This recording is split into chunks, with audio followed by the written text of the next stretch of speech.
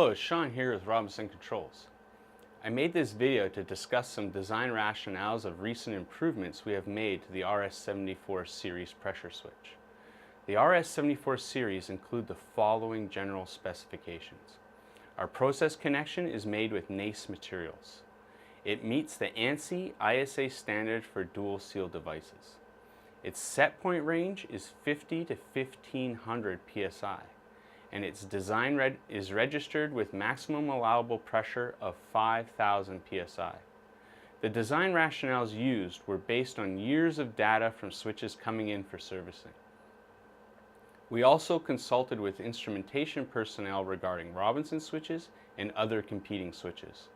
All pressure switches, ours and the competition's, are quite reliable and have service lives of more than 10 years.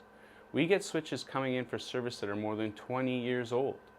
Despite this reliability, whether it is ours or the competition's, they will eventually be required to be taken out of service. The main and leading cause is corrosion. This is why the RS74 series uses 80% stainless steel in its construction, with the remainder being zinc-plated steel and aluminum. This is more stainless steel than some other popular pressure switches.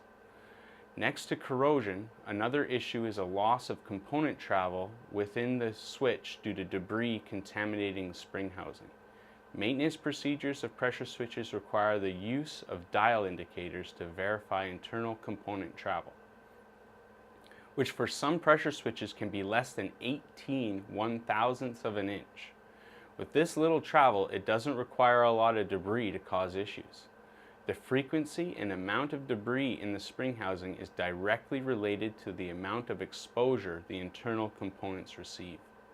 For this reason, we have designed the RS74 so that the set point adjustments can be made without exposing the spring and other internal components to debris from the environment. To change the set point, you need to unlock the optional car seal, lockouts here, and very simply rotate the collar clockwise to increase the set point and anti-clockwise to decrease the set point. We also use a check valve instead of open holes to meet the ANSI ISA requirements for dual seal devices.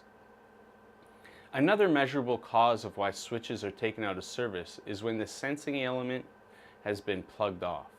The frequency of the sensing element being plugged off is directly related to how deep and narrow the cavity leading up to the sensing element is.